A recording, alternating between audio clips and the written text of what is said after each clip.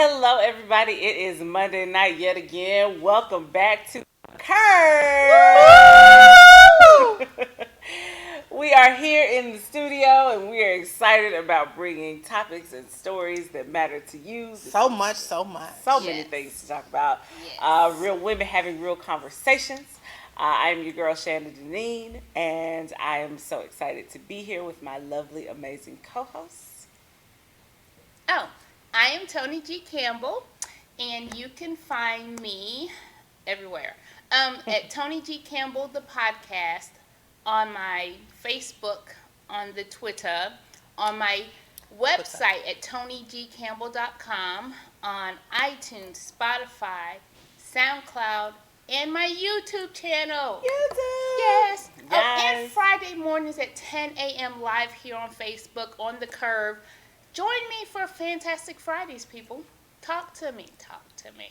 And you can find me at Saving Superwoman. Whoop, whoop. It's been a little slow because I had to save myself. Just letting you know. Listen, we've been talking about self-care. Mm-hmm. I had to put the mask on myself. Mm-hmm. So I'm helping you save Superwoman by saving myself. Amen. Amen. Saving Superwoman is on Instagram. It sure is. It's on the Instagram. I forgot to say where it was. You just want people to find you on the interweb. But I'll be at all of the above pretty soon. Yes. So Instagram, Twitter, your podcast, and whatever else, YouTube, you'll be able to find me really soon. And of course, you can find me at my website, shannondeneen.com. You can find me on all these social media sites, the Twitter, the Facebook, the Gram, all of them.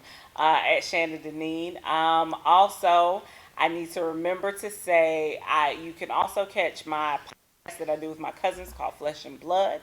It is a podcast about connecting entrepreneurship in families. We talk about hot topics. We talk about entrepreneurship. We talk about a whole lot of stuff. We talk about family drama a lot. Listen, me and my family need to probably watch that. Listen, I told you. It's 28 of us. The child, yes. Wow. So y'all clearly know a little something about the drama. Yeah, we had to shut that Facebook group down because I was like, wait a minute, hold on.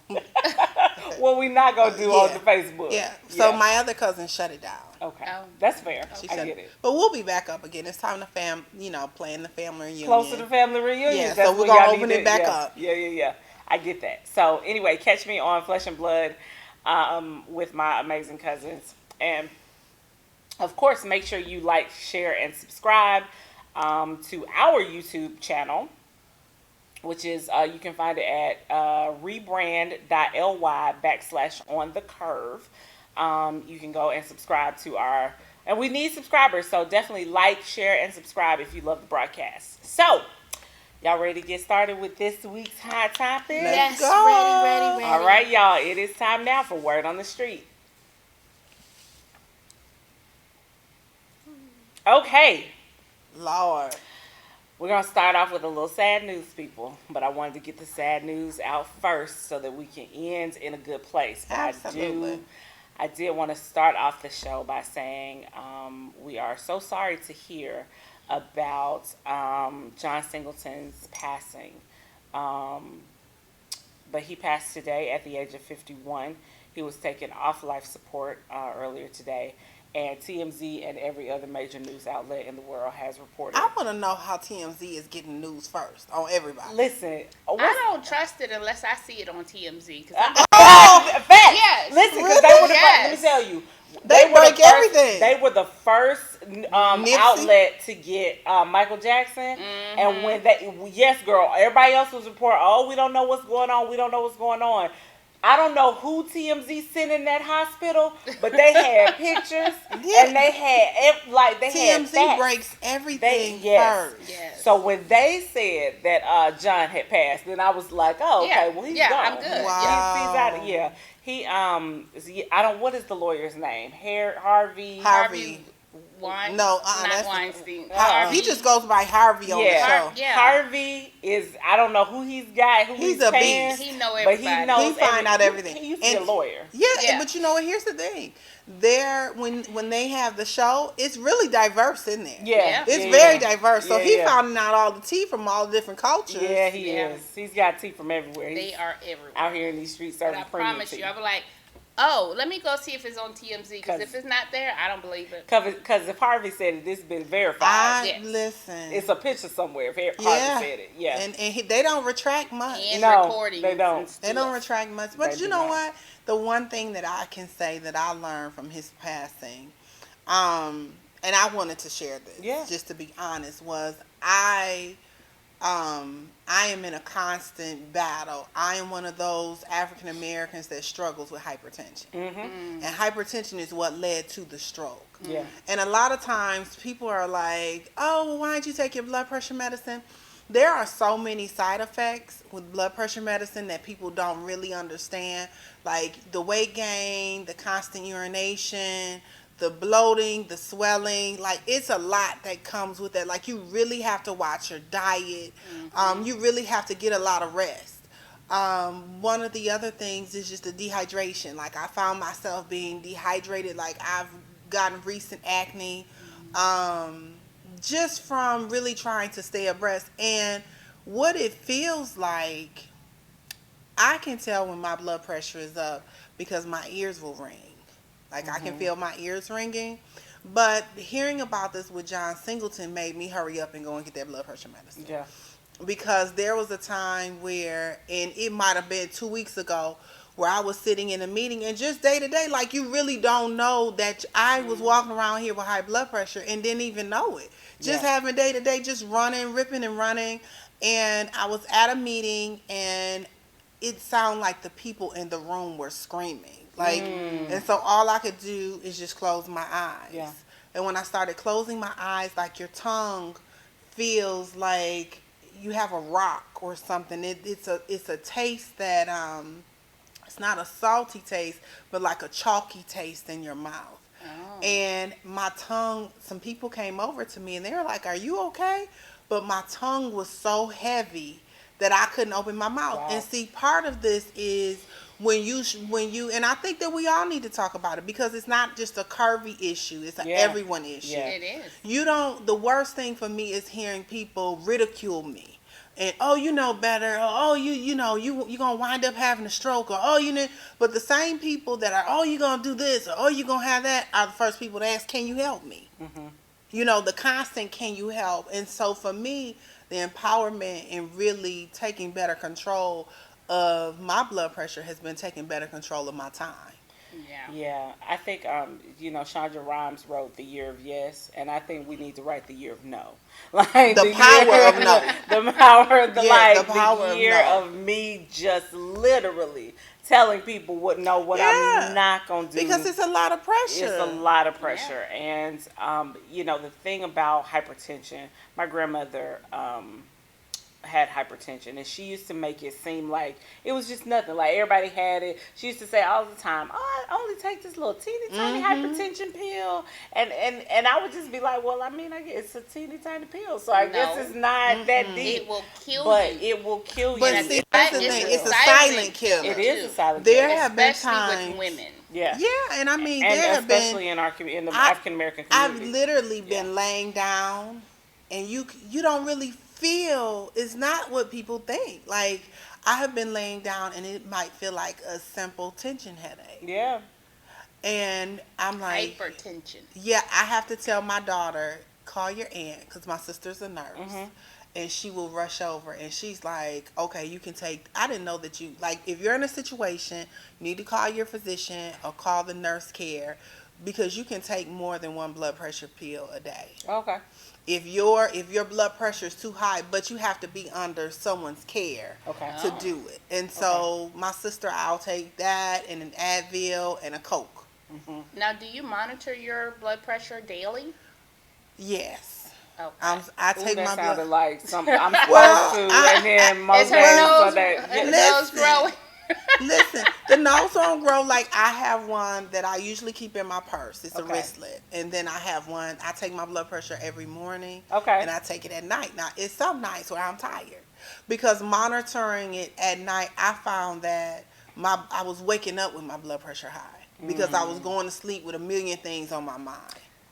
I do struggle with that as well. I struggle with not being able to calm my mind at night, and then I wake up and my mind is literally going a million miles an hour. Like, I can't even. You know how a lot of people say you can get up like and write your thoughts down. Like, they're coming so fast that I can't write them down, and I think a lot of that happens because you go to bed and your pressure's just high. Yeah, my blood pressure is high, and it might be there have been times where literally I have not been doing anything.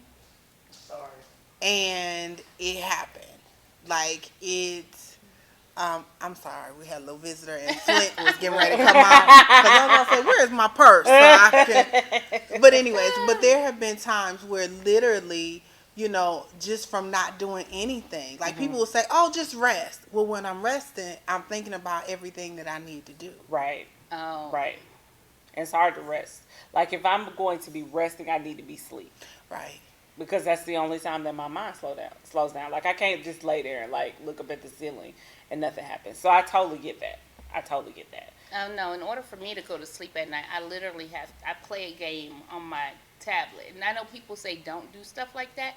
But if I don't play that game just to, think about nothing but the game and not everything I've been thinking about all day, then I won't go to sleep. Yeah, so that's fair. And you don't understand. For me, I don't understand a lot of times just the severity of it.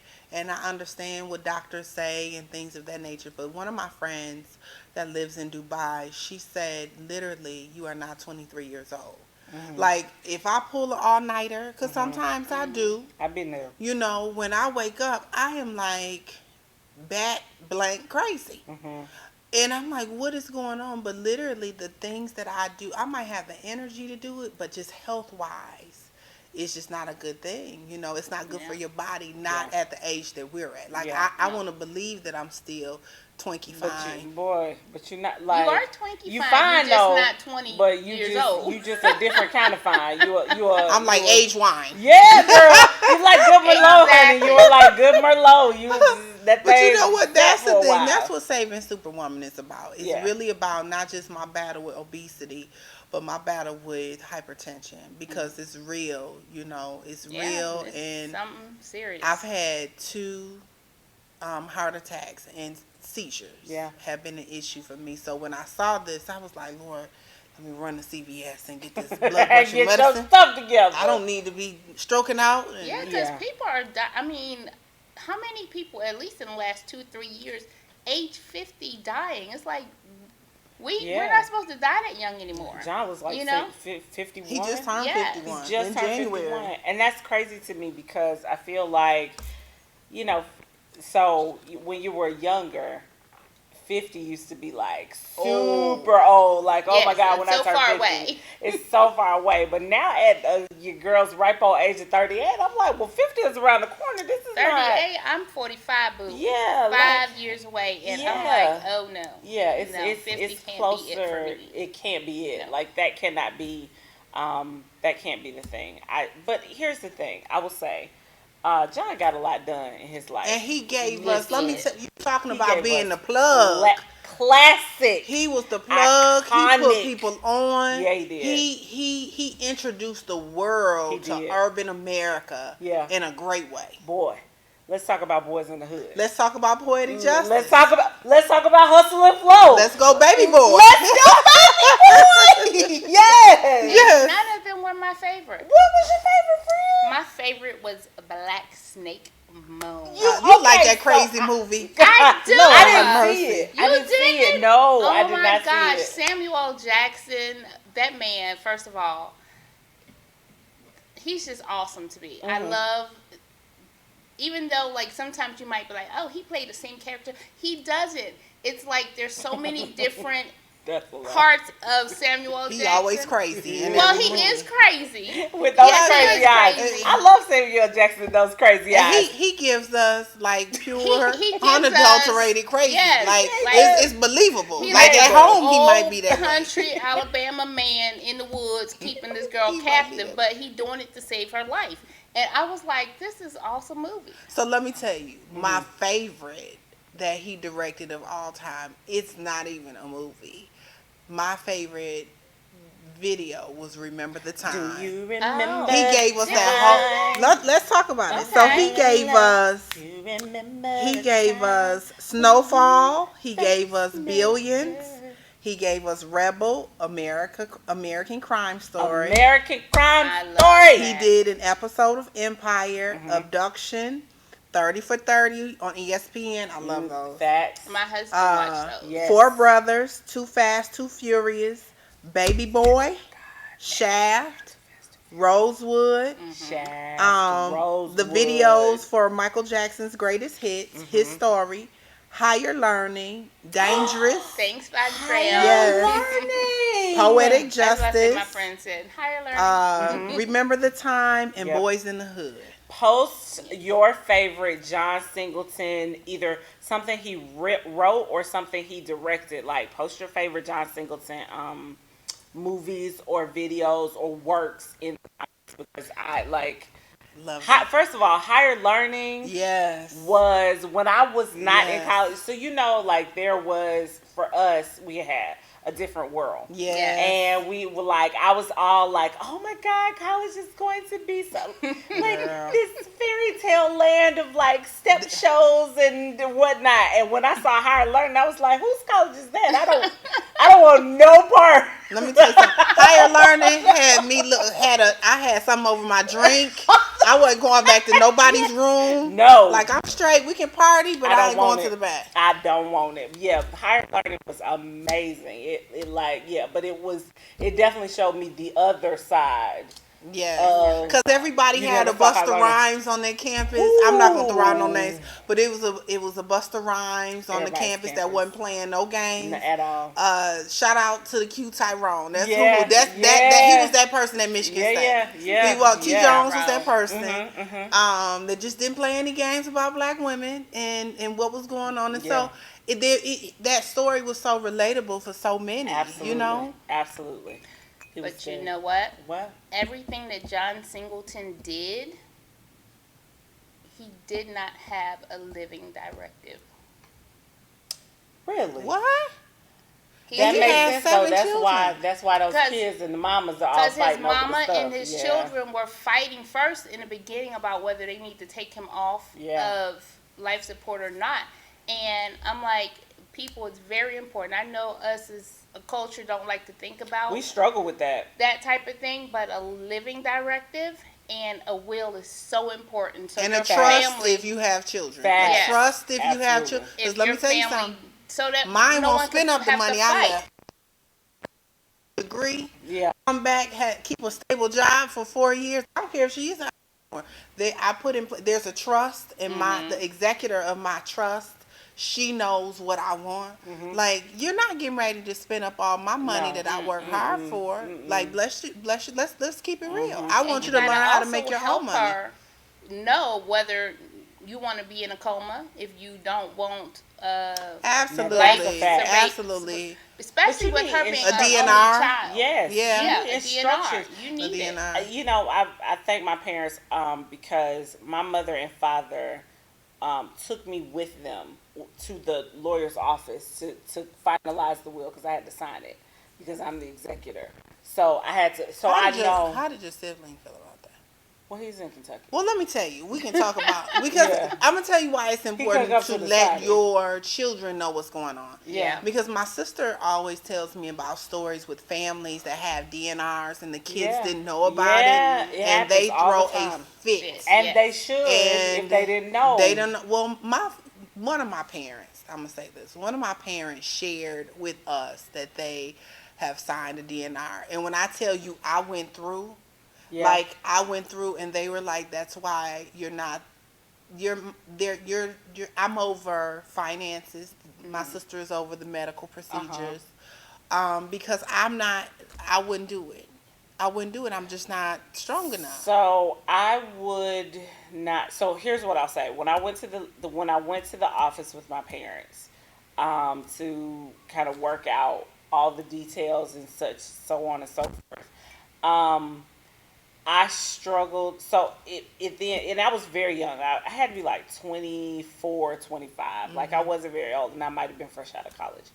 And just dealing with the thought process, the thought of their demise just had me over the edge, and I couldn't take it. But I went and I signed all the paperwork. I think that it's important that you have those conversations with your kids, with your spouses, with the people who are around you, like your friends and your family, so that they understand and they know what you want. So, in instance, my father, like I know, more importantly, I know where everything is so that I can find things when I need them, so that I'm not looking around. There's no conflict. Like my brother's not going to be pissed about it or mad or nothing, because he knows. Everyone knows. Everyone's aware of what their role is and how they are to handle their specific tasks. And let's talk about. And the paperwork is in the safe. That's right. Let's talk about this funeral procession my father has requested.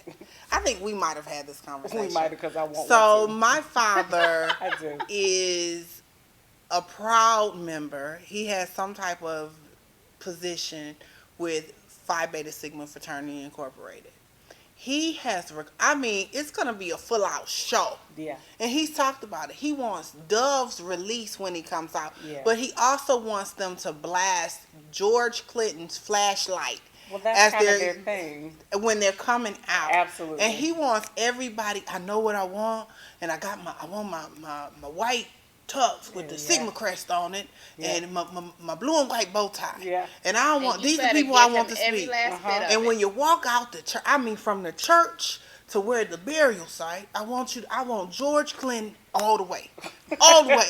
And my mother was like, he said, what? I was like, the pastor would like us to play George Clinton as they're carrying him out. Yes. Flashlight. Yes. But we're going to give him what he wants in that time. Listen, I've already expressed to my husband, I would like a New Orleans style. Oh, with the band. Yeah, I want a New Orleans style processional to the gravesite with a full New Orleans style band to get to. Can we wear sequins?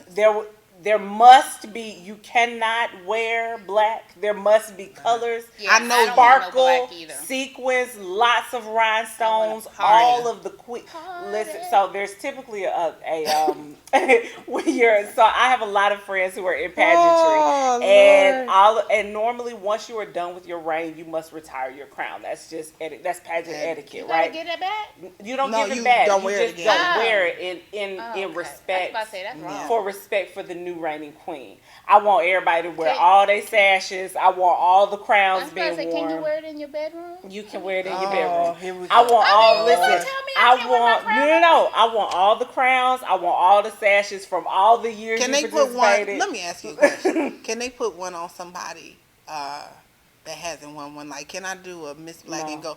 Just in case I don't get up. I know all my jewels not gonna be there when I get up to heaven. You can buy your own. Can I help myself get into heaven with one of them crowns? No, man.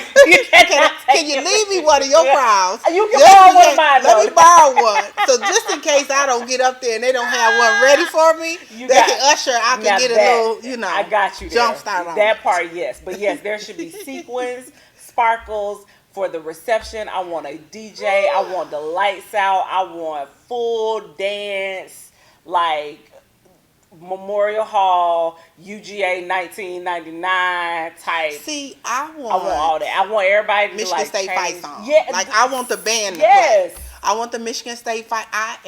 Matter of fact, I would like to have the green, and I love my sorority. Like, I know I'm going to have on some Delta stuff. We've already discussed that. But I want to be buried and a green coffin with that S on top. I feel you. Yeah, that's how much I love my school. I feel like they can make that happen for you. Yeah, they could. I feel like get somebody the band, y'all play that fight song, and make it happen like all the way in the ground. Yes. I get it. As they lure me in, go, yes. Yeah, I feel you. Yeah. I feel that. So like I get it, but yeah, you can go ahead and buy all that now and just. You can. That's what I'm saying. Do it, but that's why we're having a discussion. Do it now so people aren't debating. Because if y'all leave, God forbid, I leave here before my mother. Don't let her put me in nothing flowers. No. She gonna put me in something floral. That means you gotta write it down. No. It's written down. So people will know let's exactly go here because I'm Petty LaBelle. I got a do not enter list. I have a do not enter list. I'm gonna be at the door reinforcing that for you. Yeah, I have a list of people that can't come in. Like y'all didn't like me while I was here on earth. Don't like me in the spiritual realm. And I might shake your foot at the end of the night. I was gonna say I can't have that list because most of it be my family. Oh no! It'll be a lot of them that I'll be like, no. All we're saying is just plan. Yeah, Put a plan in place. Plan ahead. Yeah. Write it down and put it in a safe so it don't get missing. Yeah. Whew. Speaking of some more people that need to plan ahead. Oh yeah. The people walking their dogs in DC plan not to walk. Something. Hold on. Plan not to walk through Howard University. Let me tell y'all something. They are not. The kids are not happy, and the administration is not happy. So let me preface the story and let the people know what happened. So okay, according to all the outlets, there is this gentleman in DC who lives right outside of the historic Howard University. His name is Sean. Rodois. I don't care. It's Grubbs Robichaud. His name is Sean Robichaud, and he and other members of the neighborhood have been gentrified neighborhood. The gentrified neighborhood. We was gonna get there. Okay. With the gentrified neighborhood, have been walking their dogs through the historic Howard University campus and allowing their dogs to use the restroom and not picking up after their dogs. And the students and faculty and staff and administration are asking them basically, please stop walking your dogs through our neighborhood. And Sean got all up on the television and said, and I quote, they're in DC, and so they need to be a part of the DC neighborhood situation. And if they don't like it, they can move. Now Sean just got here. Thank you, Sean, because you wasn't in the neighborhood when we were scared, when we was ducking and dodging, and it was Baby Beirut. What I did not like is when he added, "It's our community, and that's how it should be." Boo, it's not your community. It's not. You just First of all, do y'all know how black people feel about their grass? Come on now. Let's talk about it. Because Marshall Hill don't let you walk on the grass. Let me tell you, don't walk on the grass. Don't take it, walk around. That's what the sidewalk is for. It costs a lot of money to keep that grass up. That school started out so many things for our culture, that neighborhood. Absolutely. You know, and I'm saying that I went to graduate school at Gallaudet down the street. Okay. And so to go to Howard, that was like... It was wow. It was, and I mean, I would leave before dark because it's still it's no different than the AU Center. Yeah. It's still the neighborhood now. But at the same time, like, it's so much black culture within that community, within the school, the yard. Like, it symbolizes something. Like, that's where the majority of the fraternities and sororities were founded. Yeah. That was one of the first places where we could go and get a strong education for the people who lived out east. Absolutely. Like, to be black and to have attended Howard, that Howard has produced so many people, from your Taraji Hensons, your Puff Daddies, Debbie Allen, Felicia Rashad, you name it. And then somebody in Black Hollywood or in entertainment, if they went to college, a lot of times they went to Howard. Absolutely. And I think that we have to remember, the Sean Robichauds of the world have to remember that, no, it's really not your neighborhood.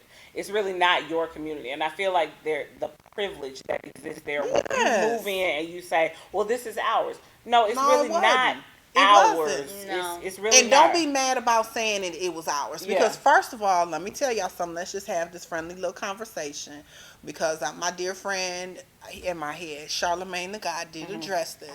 And he was talking about how your cousins, they used to stand outside of Howard, need to come back over there and let them do security. Listen, let them do security. He did say that. Because the thing about it is, it's such a familial unit in place to the city of DC, just the DMV period, that you can, it's not like you can walk over on Clark. You can walk on Clark and Morehouse's campus, but that Spelman, you got to have your ID. Yeah, you got to show some stuff just to get in the gate. Absolutely. So what? So do we have to go back to that? Now I will say my good friend at Hampton said, well, they should, because Hampton is very well gated. Yes. She was like, well, at the real HU, at the real HU, we have a gate. We have gates around. I was trying to say that, can we build a gate around the school so but ignorant there people, is one. I know we shouldn't, but there are ignorant people in the world, and just all the that school been sitting up over there for so long, and ain't nobody bother. Let's talk about it. Ignorance has moved in. And here's the problem that I have with ignorance moving in. So I'll say this, and this was actually one of the table questions, because I don't necessarily believe that gentrification is helping society. I struggle with. I don't, and here's why. I struggle with it, and here's why.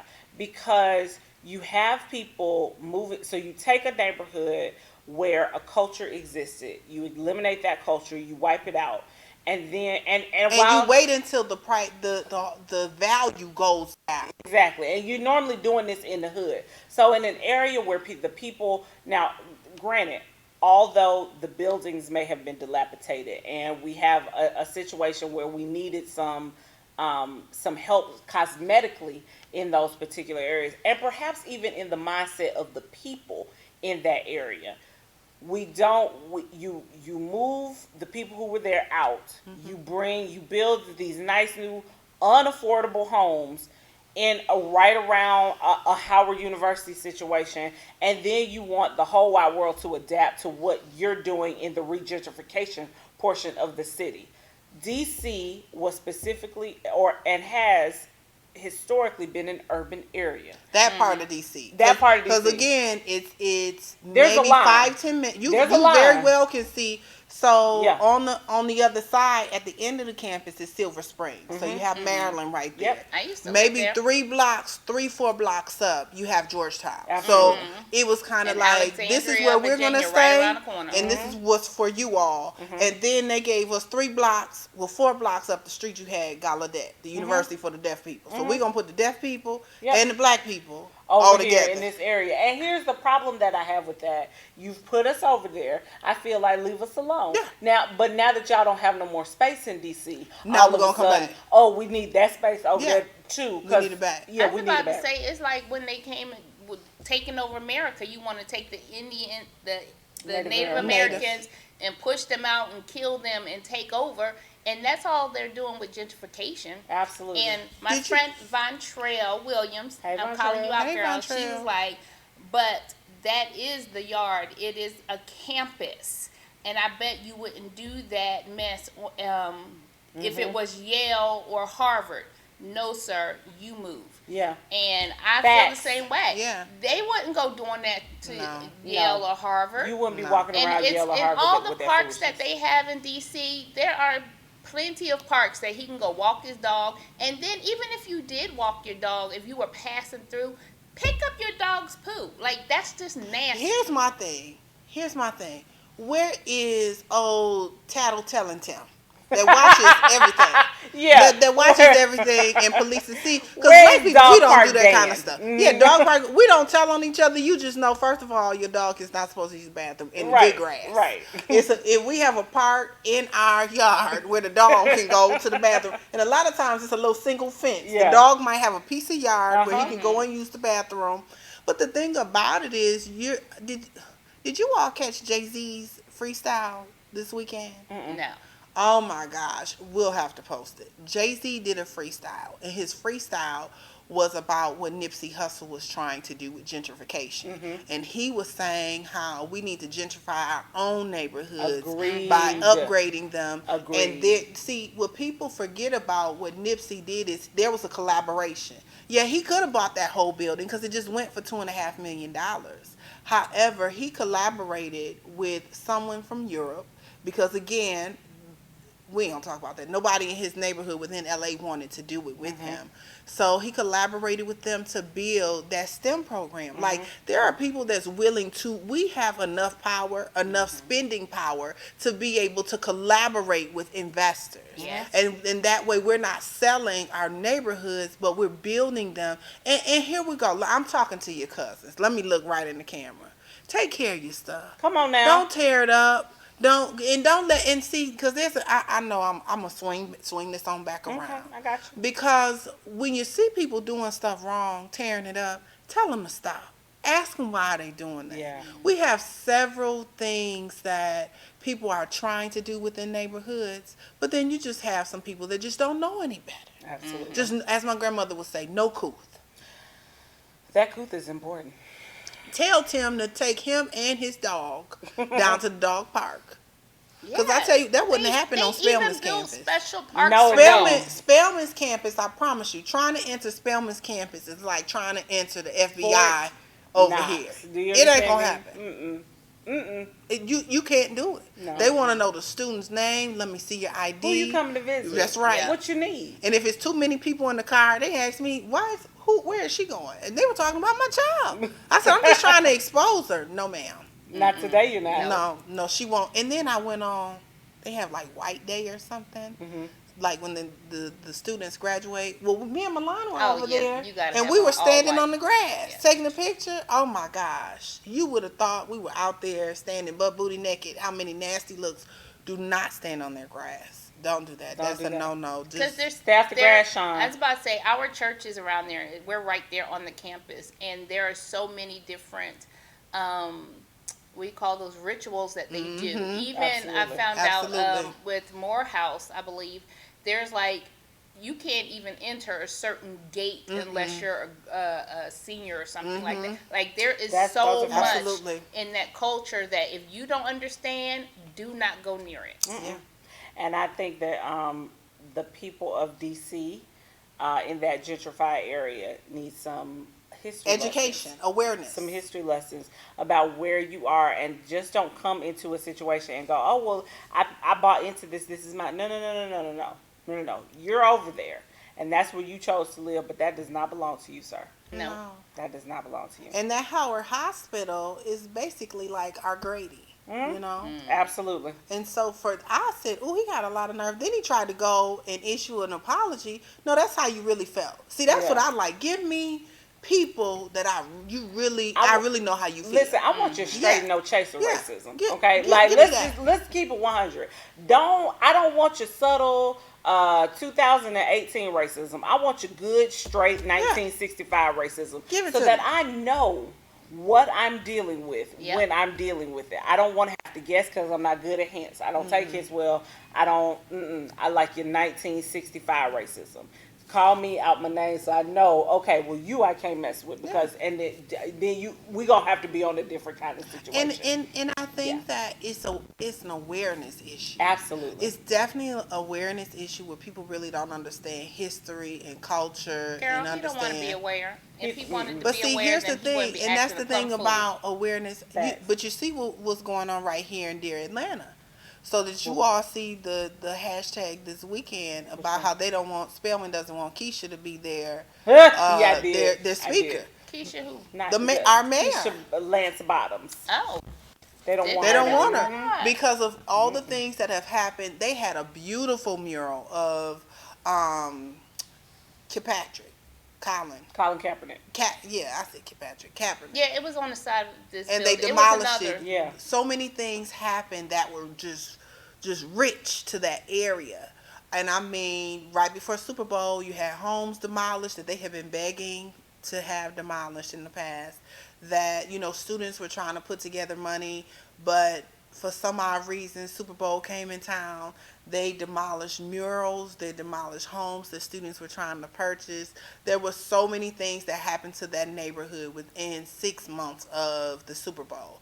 And they had petitions, they had meetings set up with the mayor, and there was some resistance. And due to those facts, oh, the young lady said they don't want her speaking at their commencement.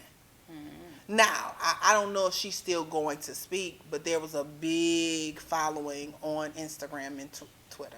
And they said it's bigger than macaroni and cheese. Come on now and listen. The macaroni and cheese scandal was real because that macaroni and cheese did look dry.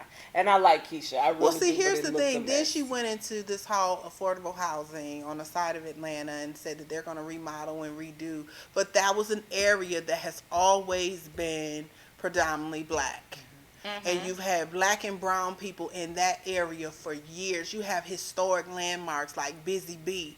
You have historic landmarks like Pascal's. You have historic landmarks like what's the center that Jay Bailey is the executive director for? Or was Operation Hope? Oh, no, the Russell Center, the Russell Innovation Center for Entrepreneurship. That's in the heart of that area. Like they are doing great things for people of color in that area. However, it's being gentrified. Absolutely.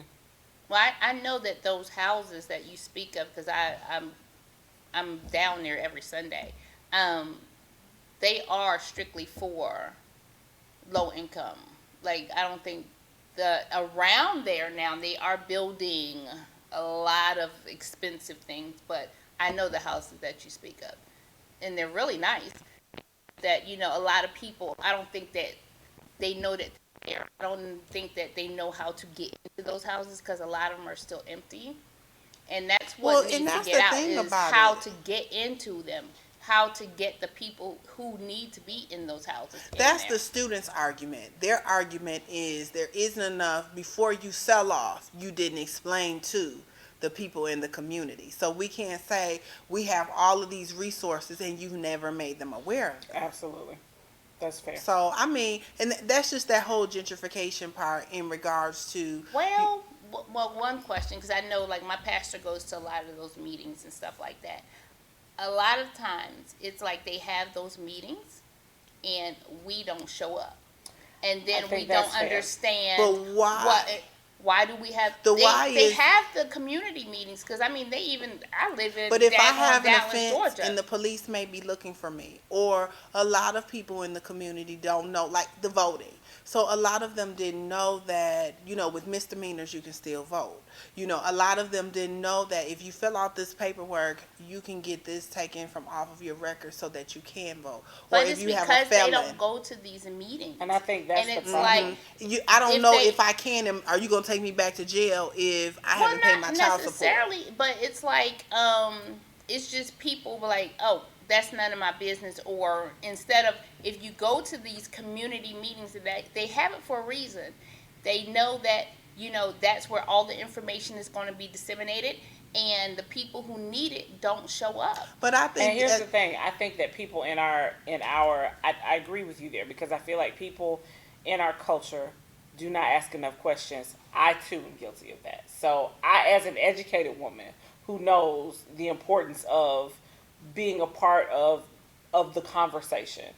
I think a lot of people don't attend those meetings who need to. And a lot of people, because it's better to just be where I am and understand the devil I know versus going to these meetings and then somebody know what I'm going through or picking up what I'm going through and then I got to explain. I think that's true, but I think we have to, for me, I'm a big advocate and a big proponent of, we are now so far past the Martin Luther King, Jesse Jackson, let's meet in the meeting place. If we're going to really make a community impact, a collective impact at that, we have to meet in our meeting space and then go outside those four walls. Like we can't be afraid to knock on the doors and explain to people, what's going on in your community, because this has existed for years. I don't know if they have the manpower to do that. I was about to say, right. My church, I promise you, even we have, oh my gosh, who's this, the person, Abel Mabel. she's when she was running for judge. Yeah, but she does a lot in the community. Even with, she has this, which we just did a couple of weeks ago, is the Easter egg hunt in that neighborhood. That's the neighborhood we serve, is Vine City West End, and even at that, we had prepaid legal there. We had voter registration there. We had all this kind of stuff there, and people come and you're like, okay, we're trying to explain things to you, what's going on in your area, and still it's like either people be like, oh, I don't need to know about that, or they just want to come for the free eggs or the free candy or the free baskets and stuff like that.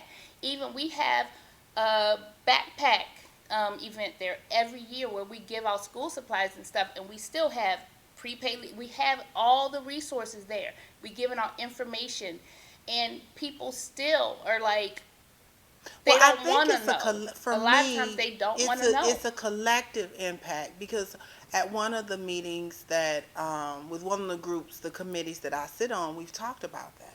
Just we did some work with some kids in sports, and partnering with the Home Depot, that backyard part that they have over, and getting the children there. We had a huge turnout, but the reason why we had a huge turnout is because we got all of the churches, because it's a church on every corner on the West End. A lot of all of the churches came together, and we decided to go and knock on the door. So if all of those churches come together with their members, and this is what we're disseminating, and this is what's going on, the people will come. But just your church can't do it.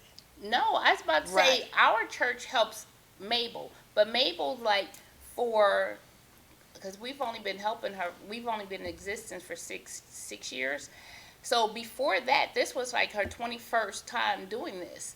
She does this event before we stepped in to help her, none of those churches around there would help or reach out to that is people. A bigger issue where the church in general has got to step up and do better work. Because they can really make an impact with gentrification. Absolutely. Agreed. Absolutely.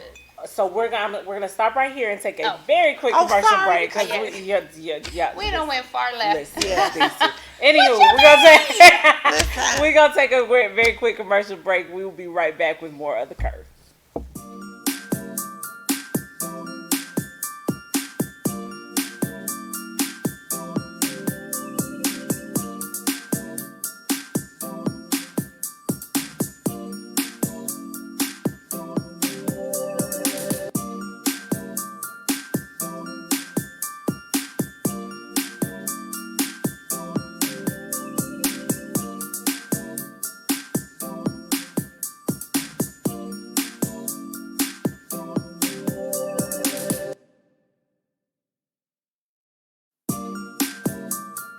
Yes, we are back with more of the Curve. And wow, I enjoyed that last segment, guys. Really enjoyed that.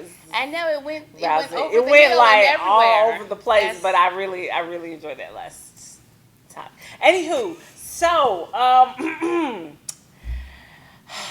the good people at Gillette, the razor company, for those of you who shave still, not me personally. I mean, I'm just saying, some of y'all are still out here shaving and such. You shave your underarm. I wax. Okay, I was about to say, I hope you're not under there looking like no, we don't. A bear. No, girl. After a while, after a while, you just get in there and you do your own? Yes. Ooh, and sometimes I nair. Like, girl, that waxing is. That nair my too husband strong. just bought this adorable little shaver set that it's good. It doesn't smell. It doesn't have a smell at all. But doesn't it burn? Anywho, it's amazing. Anyway, but for the people who are still out here shaving, your friends at Gillette Razors put out a photo on their Twitter. Yes. of a plus size model. Yes, plus ma'am. size model. Mm-hmm. I do not know her name. Her name is Anna O'Brien. Come on, Anna. Mm-hmm. They put out an ad of a plus size woman. She was a very voluptuous plus size woman. She was. And Cheers to her. Cheers to her. She was out there in a bikini. Living her best life. Minding her own business. Minding her business, jumping up and down and talking about how free happy she felt. she was. That's right. And free and joyous and amazing. She was feeling out here in these beach streets. And there's always one hater in the crowd. Or a million, because the good people on Twitter, the trolls on Twitter, the haters abounded on the Twitter. And they, get red Anna for life. And I struggled with it because there were so many negative posts about her health and her this and her that. And she didn't look unhealthy to me. But hold on though, but there were so many of these negative posts about her health and this, that, and the third. And what it really made me think about was the fact that it just doesn't seem like anybody wants plus size women to be happy. Like that is the table question. Why is it that you feel like the world just doesn't want plus size women to be happy? Listen, even if you know you need to work on your weight, why you can't be happy in the meantime? No, I don't think it's that they don't want us to be happy. They upset because we are happy, and that is the problem. They want us to be depressed or whatever, like sitting in a corner eating some bonbons or something. No, we are happy individuals living our lives to the fullest. If you do that yourself, maybe you can get off of Twitter and stop trolling people. Yeah. That's all I'm saying. Because that girl looked happy. She looked healthy. She did.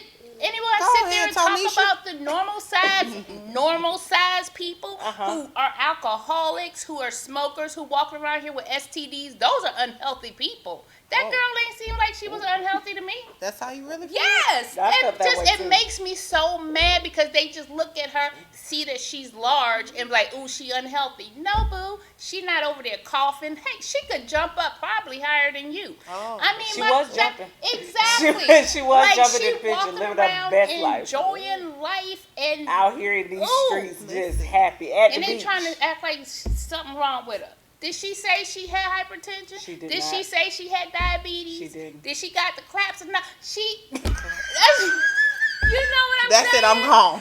I mean, snatch the plugs off. That's it. It's like she is living her best life, and they want to talk about she unhealthy. I wasn't ready for that. You know what I'm saying? Yes. I'm mad. I'm just in a church fan. Yeah, I can feel the steam over here. She's upset about that. I'm like, please, people. And then somebody talk about it would be the same way if it wasn't anorexic people. You know what? There are so many normal people walking around here coughing and hacking up lungs. Why don't you talk about how unhealthy they are? What STD do they have? Exactly. Yes, they got the clap. I'm just mad. Stop just assuming over. She got some extra loving on her body, and you just assume she unhealthy, and that's not true. Yes, Stop it. Now, if she came out saying, "Oh, I got diabetes," and whatever, then you could say she unhealthy. But she looked happy to me. She did look happy, and that is kind of my point. Like I struggle. You're all right, friend. I'm gonna let you. You don't have to be quiet. I'm gonna need your. I don't have anything to say. You said it all for me. So go ahead. It just makes me mad. And it should make you mad because here's the thing. I feel like there is this underlying current that people believe that plus size people should just be sitting around saying somewhere. And I'm not about to do that. I'm going to play devil's advocate. Okay, let's do it, because friend. this is really how I feel about the situation. Okay. I do agree with everything that the both of you said. However, I believe if you post a picture on social media, you got to be willing to take the good, the bad, and the ugly of the feedback that's received. Like, it's par for the course. It's what people do. People have either keyboard kindness on social media, or they have keyboard courage. And now you want to be a thug without a face, and that's just part of the game. Like, and so the thing about it is, I applaud her confidence to be able to send a picture to them, and to be able to say, I'm free. Now, whatever comes with that, you just got to rock with it. You have to rock, because people are going to be people.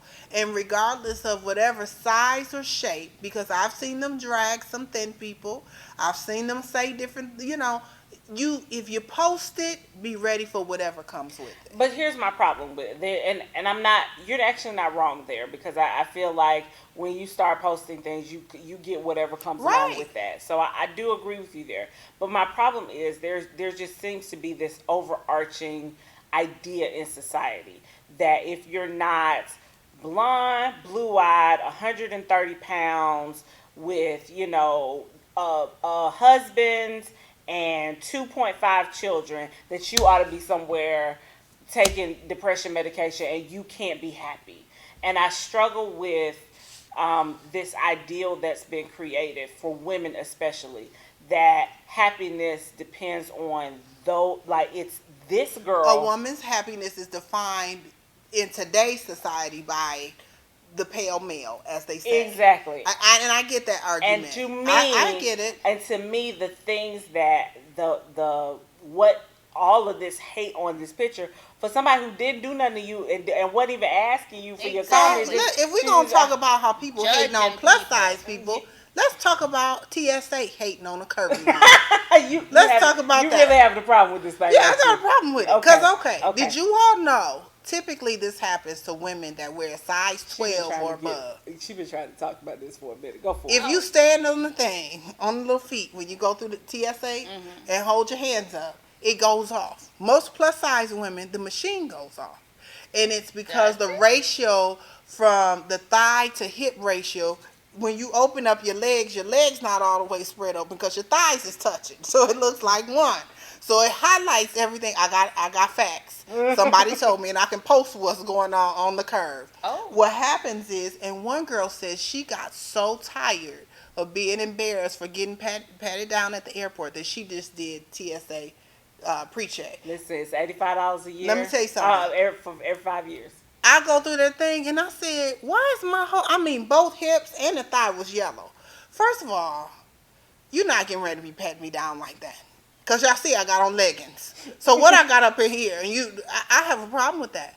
But, I mean, Girl, who invented the machine? I had on a wig. She was like, are those pins in there? Yeah, yes, boo. Who invented the machine? I bet you it was a pale male that invented that machine, where if you out here got thick thighs trying to save lives, all of a sudden your whole bottom is yellow on the screen. You told terroristic items right now. I'm a terrorist because I'm over here 18. Because you're out here in the I'm streets. a size 18. Right. So y'all now I'm a terrorist. I'm getting ready to blow everybody up with my bottom.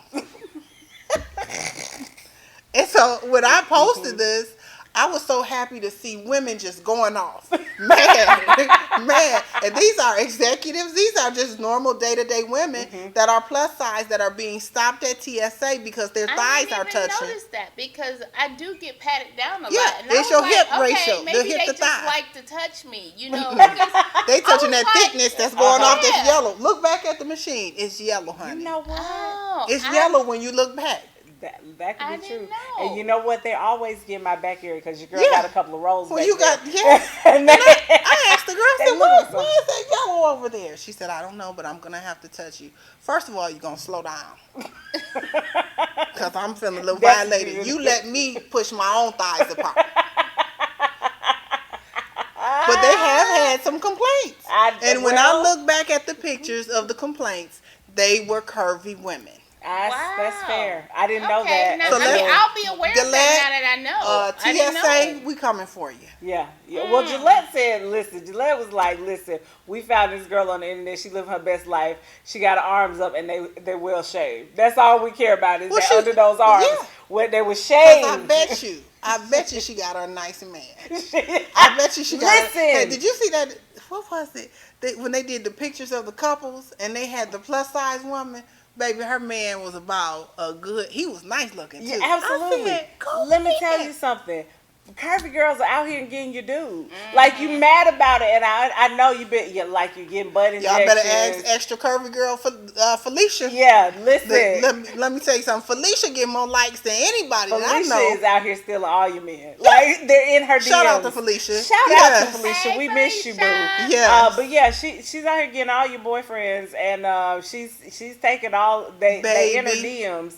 Baby. And I think that's the problem. Like, you, the little skinny girls are out here, and you mad because honestly, the curvy girls. We're not gonna say skinny. We're not gonna say skinny girls. was We're about not to gonna say- say skinny girls because I know some thin women that have the same body dysmorphia issues Fair. as curvy women. So we're not Fair. gonna say skinny women.